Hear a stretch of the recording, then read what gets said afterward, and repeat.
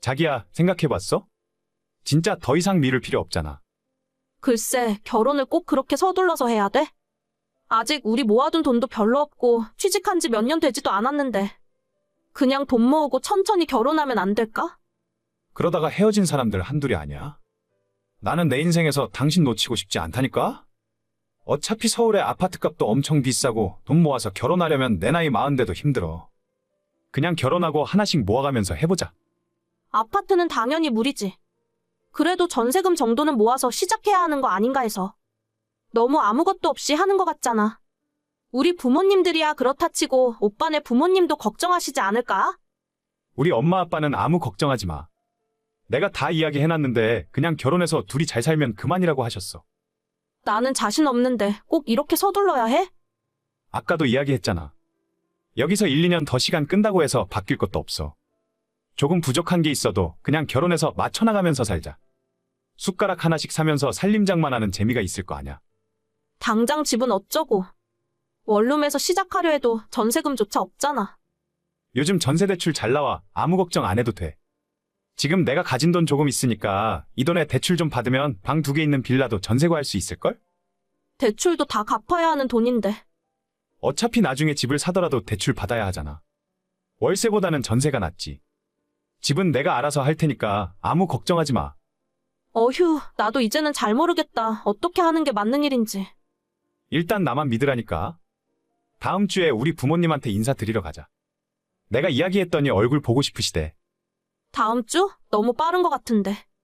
난 아직 마음의 준비가 안 됐어. 준비는 이제부터 시작하면 되는 거야. 나만 믿으라니까. 제 나이 28, 남편 나이는 30에 결혼을 하게 되었어요. 사실 둘 다 사회생활 시작한 지 몇 년 되지도 않아서 모아놓은 돈도 없었고 결혼하기엔 준비가 전혀 되지 않은 상태였습니다. 그래도 남편이 일방적으로 밀어붙여서 정신을 차려보니 예식장에 들어가고 있었습니다. 양쪽 부모님들로부터 아주 약간의 지원을 받았지만 결혼식 비용 정도 받은 것이 전부였고 사실상 없는 상태에서 맨바닥으로 시작한 거나 다름없었어요. 주변에서 다들 걱정할 정도였고 저 역시도 이게 맞나 싶었지만 남편이 너무 자신만만하게 자기만 믿으라 하더라고요. 요즘 세상에 둘이서 열심히 일하면 밥은 굶고 살진 않는다며 아이는 조금 미루더라도 일단 결혼해서 합치고 살면서 돈 모으고 집 넓히면서 그렇게 살면 된다면서요. 그 말이 완전히 틀린 이야기도 아니었고 저 역시도 결혼할 상대에게 아파트를 해오라거나 그런 조건을 생각하진 않았습니다. 만에 하나 상대가 아파트를 해온다 하더라도 제가 그 안에 혼수 채울 자신이 없었거든요. 저희 같은 서민들은 그냥 이렇게 사는 건가 보다 하고 없으면 없는 대로 그렇게 살림 들여놓고 결혼 생활을 시작했어요. 처음엔 그래도 나름대로 재미가 있었습니다. 소꿉장난하는 기분도 들었고 둘이 버니까 생활에 여유가 생겨서 처음엔 저축도 많이 하는 것처럼 느껴졌으니까요. 하지만 결혼하고 고작 6개월이 지났을 때부터 남편이 이상한 소리를 하기 시작했습니다. 아, 너무 힘들다. 진짜 하루하루 버티는 게 너무 힘드네. 왜? 또 무슨 일인데? 오늘도 일하다가 한 소리 들었어? 부장은 괜히 나만 보면 트집 잡잖아. 아, 진짜 열받아서 회사 못 다니겠네. 그 사람이 오빠 완전 찍은 거 아니야? 뭐 실수라도 한 적 있나? 실수는 무슨 실수. 그냥 안 입고 와서 그런 거지. 그럼 위에 이야기를 한번 해봐. 다른 부서로 옮겨달라고 하던가. 소용없어. 여기 부장이 사장이랑 친척 관계인 것 같더라고. 일 엄청 못하는데 잘리지도 않고 사람들만 들들 볶아. 아, 진짜 짜증난다. 이참에 회사 딴 데로 옮겨버릴까? 오빠 거기 어렵게 들어갔잖아. 그리고 그 정도 월급 받는 것도 찾기 힘들다면서? 그냥 좀 참고 다니면 안 돼? 나는 참고 싶은데 세상이 나를 가만히 두질 않는다니까? 뭐 잘 찾아보면 이 회사보다 좋은 곳이야 얼마든지 있겠지. 아니면 저번에 말한 것처럼 지금부터라도 공무원 시험 준비나 해볼까? 공무원 시험 준비하기엔 오빠 나이도 있는데 이제 시작해서 언제 합격하려고? 2년 정도 빡세게 공부하면 되겠지. 나 학교 다닐 때 나름대로 공부 잘했어. 지금 우리가 20대 초중반도 아니고 그건 좀 무리인 것 같아. 그냥 지금 다니는 회사 열심히 다니면서 다른 곳 이직할 준비를 해보던가. 어차피 다른 데 가도 마찬가지야. 그 회사라고 마음에 안 드는 사람이 없겠어? 그래, 맞아. 다 그렇다니까.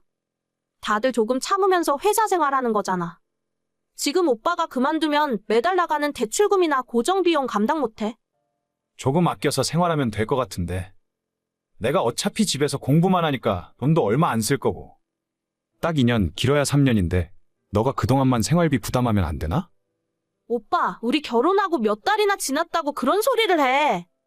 지금은 열심히 돈 모아서 대출 갚고 이사 가고 생활을 안정시킬 때잖아. 결혼하기 전에는 오빠만 믿으라며. 그런데 이제 와서 이러면 나보고 어쩌라고. 그러니까 내가 자기를 책임지기 위해서 공무원 시험 공부를 한다니까. 합격만 하면 평생 먹고 살 걱정도 없고 나중에 연금 나오니까 노후 문제도 다 해결되잖아. 그러면 그걸 좀 일찍 시작하던가. 이제 와서 공부하고 언제 합격해. 2년, 3년 공부해서 합격한다는 보장이라도 있으면 내가 눈 딱 감고 뒷바라지 해줄 수도 있을 텐데. 그래도 안 되면 이도저도 안 되고 오빠 나이만 먹는 거잖아. 아, 남들도 다 합격하는데 나라고 왜 못해? 3년도 길다. 2년이면 충분해. 공무원 공부하고 싶었으면 나랑 결혼하지 말았어야지. 난 같이 일하고 같이 돈 벌어서 사는 생활을 계획했는데. 결혼하자마자 이러면 오빠한테 속았다는 생각밖에 안 들어. 미안해, 알겠어. 그래도 시간 조금만 나한테 주면 할 수 있을 것 같은데. 그렇게 하고 싶으면 회사 다니면서 저녁 시간이랑 주말에 공부를 해봐. 정말 생각이 있으면 오빠 퇴근하고 야구 보면서 게임하는 그 시간에 공부를 했겠지. 그건 좀 힘들잖아. 아무튼 알겠어. 그냥 지금 우리 상황에 맞춰서 열심히 하자. 이따 퇴근하고 집에서 봐. 남편은 뜬금없이 공무원 시험을 공부하고 싶다면서 회사를 그만둘 것처럼 이야기를 하더라고요. 결혼한 지 겨우 반년도 안 지났는데 갑자기 이런 소리를 하니까 황당했습니다. 매달 들어가는 대출금도 있고 정해진 생활비가 있는데 그걸 전부 저보고 책임지라는 소리잖아요. 분명 자기만 믿고 결혼하자더니 이게 대체 무슨 소리인가 싶었죠. 그러던 어느 날 남편이 기어코 사고를 치고 말았습니다. 여보, 나 그냥 질러버렸어. 도저히 이렇게는 못 살아. 무슨 소리야? 뭘 질렀는데? 방금 사직서 내고 나오는 길이야. 부장이 아침부터 잔소리 하길래 그냥 너나 잘하라고 들이받고 나와버렸어. 뭐? 진짜 그만둔 거야? 그렇다니까. 이제부터 공무원 시험 준비할 거니까 말리지 마. 어차피 회사도 그만뒀으니 빼도 박도 못해. 갑자기 무책임하게 이러는 경우가 어디 있어? 걱정하지 마. 공부할 때 드는 비용은 내가 알아서 할게. 퇴직금이 2,500만 원 정도 되니까 이 돈이면 한 달에 100만 원씩 쓰더라도 2년 동안 버티고 공부할 돈은 되잖아. 그 안에 공무원 시험 합격하면 되는 거 아니야? 아니, 그건 그냥 오빠 공부하면서 용돈 쓴다는 소리잖아. 당장 다음 달 대출금은? 이번 달 월말에 관리비랑 전기세는 어쩌고? 우리 보험금은? 먹고 사는데 쓰는 돈은 어쩌라고? 뭐 그거 얼마 안 되잖아. 그냥 너가 좀 내주면 될 것 같은데. 공무원 시험 합격만 하면 내가 호강시켜줄게.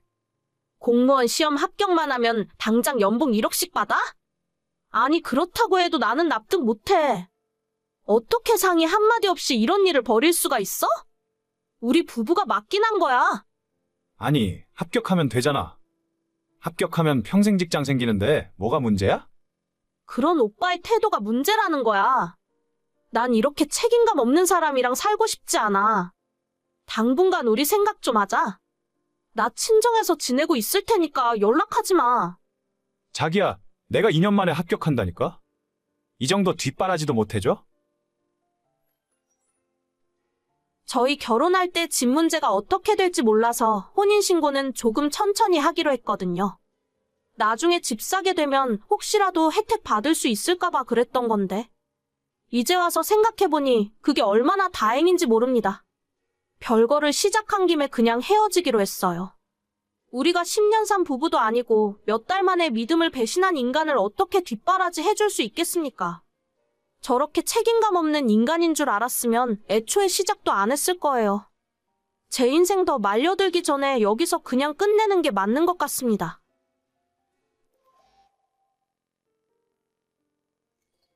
민경아, 맨날 누워만 있는 것도 애한테 안 좋다더라.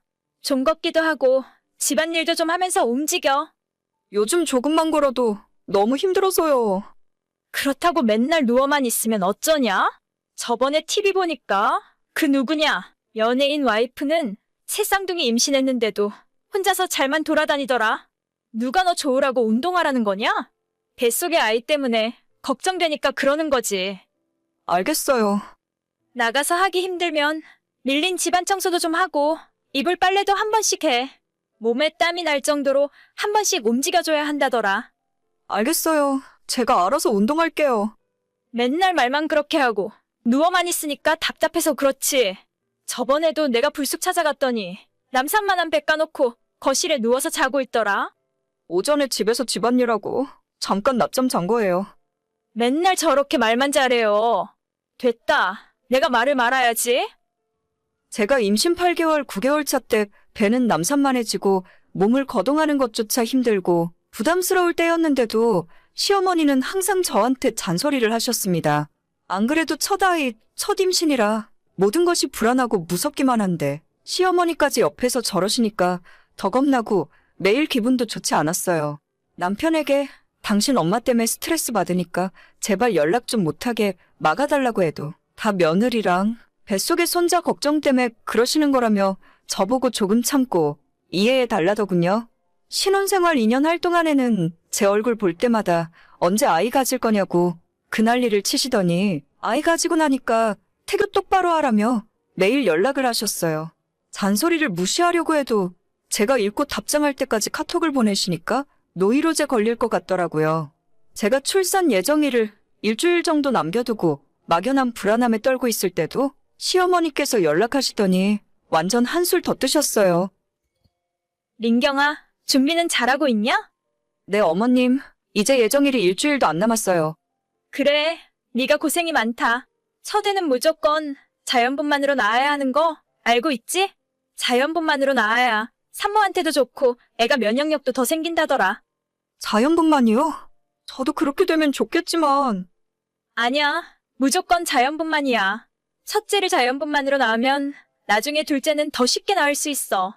너한테도 좋고 아이한테도 좋으니까 무조건 자연분만으로 낳아야 한다. 몸에 칼 대는 건 의사들 돈 더 벌려고 괜한 짓 하는 거니까 끝까지 자연분만으로 낳겠다고 얘기해. 네, 한번 노력은 해볼게요. 시모한테 협박에 가까운 강요를 듣고 예정일을 기다리고 있었는데 3일 남겨두고 갑자기 진통이 오는 바람에 급하게 아이를 낳게 되었어요. 저희 친정이랑 시댁 모두 지방에 계시기 때문에 일단 남편과 함께 병원에 도착해서 유도분만을 진행했습니다. 그때 당시에 워낙 아프기도 하고 정신이 없어서 잘 기억은 안 나는데 중간중간 시어머니께서 남편에게 전화를 해서 반드시 자연분만으로 아이 낳으라고 몇 번이나 당부를 하시더라고요. 하지만 출산 과정 중에 약간의 문제가 생겼고 계획에 없던 제왕절개로 출산을 하게 되었습니다. 제가 끝까지 낳고 싶다고 이야기해봤지만 아이한테 위험한 상황이 생길 수도 있다는데 저로서는 어쩔 방법이 없었어요. 그래도 낳고 제 아이를 눈으로 보고 난 후에는 아무런 생각도 안 들고 건강하게 태어나줘서 고맙다는 마음뿐이더라고요. 남편이 제 옆에서 시어머니에게 출산을 알리려고 스피커폰으로 전화를 걸었어요. 드디어 아이가 건강하게 태어났다고 말씀을 드렸는데 시모의 첫 마디가 축하한다, 수고했다 같은 말이 아니라 자연분만으로 낳았냐고 물으시더라고요. 시모의 이야기를 듣자마자 온몸에 피가 차갑게 식는 것이 느껴질 정도로 기분이 더러웠어요. 남편이 제 눈치를 보면서 중간에 약간 문제가 생겨서 제왕절개 수술을 했다고 이야기하자 시모가 바로 노발대발 화를 내는 소리가 들렸습니다. 자기가 그렇게 이야기했는데 애 하나 똑바로 못 낳냐면서요. 뜻밖의 시모의 격한 반응에 남편이 깜짝 놀라며 전화기를 들고 병실 밖으로 뛰쳐나갔지만 이미 저는 들을 욕을 다 들은 상태였죠. 제가 어머님한테 칭찬 들으려고 아이를 낳은 건 절대 아니지만 몇 달 고생하고 배 아파서 아이를 낳았는데 저런 말 들으니까 너무 섭섭하고 분한 마음이 밀려왔어요.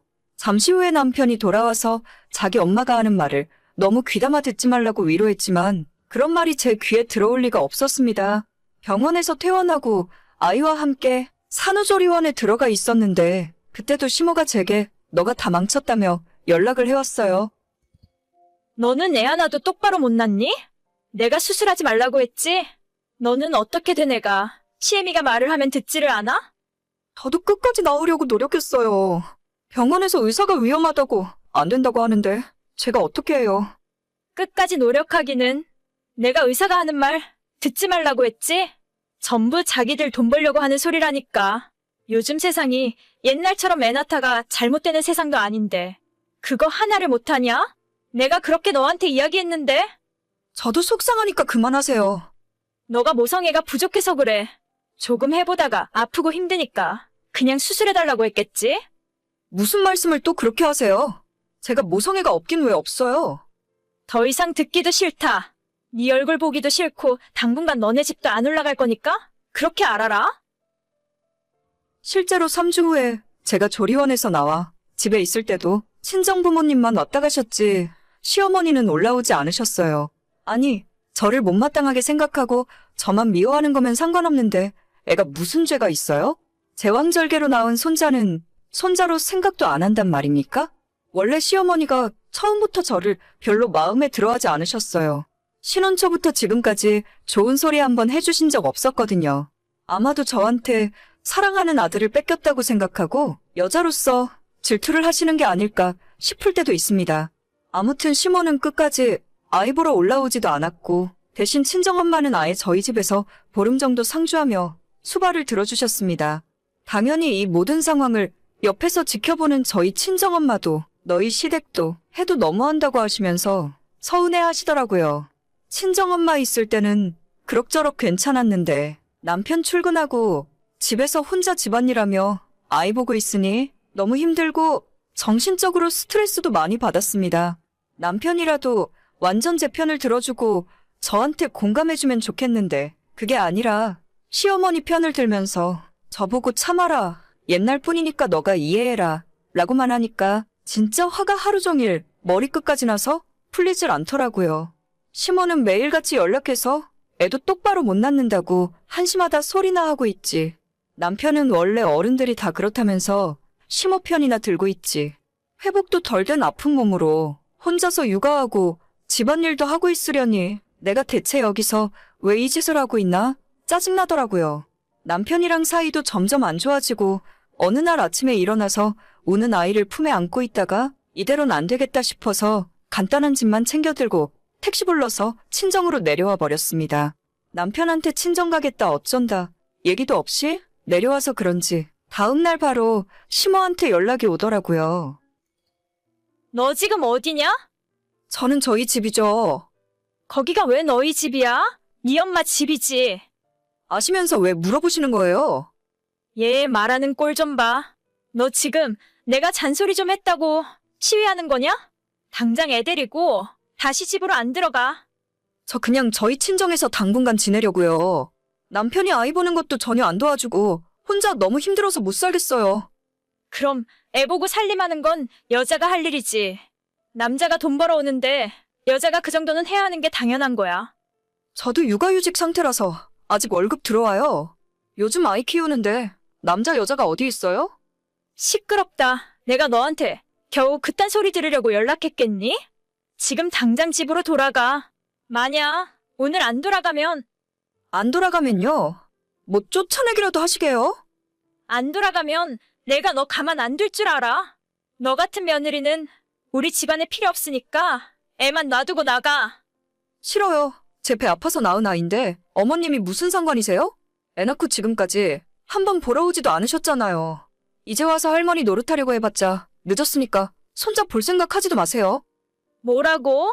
애초에 너가 내 말만 잘 들었어도 이런 일까진 없었어. 계속 잔소리 하실 거면 저는 이만 연락 끊을게요. 번호도 차단할 거니까 앞으로 저한테 전화나 카톡도 보내지 마세요. 내가 너를 가만 놔둘 것 같아? 저는 지금 2달째 친정집에서 지내고 있습니다. 남편이 매주 찾아와서 제발 돌아와 달라고 빌고 있지만 현관문 앞에서 아빠랑 저희 오빠가 쫓아내버리는 중이에요. 집 나온 뒤로 아이 얼굴도 한 번 안 보여줬고 시모한테도 당연히 보여준 적 없죠. 남편이 정신 차리고 누구 편에 줄을 설 건지 확실하게 정할 때까지 저는 앞으로 계속 친정에서 지낼 겁니다. 어차피 육아휴직 2년 풀로 채워서 쓸 거라서 그때까지 여기서 지내도 아무 상관 없어요.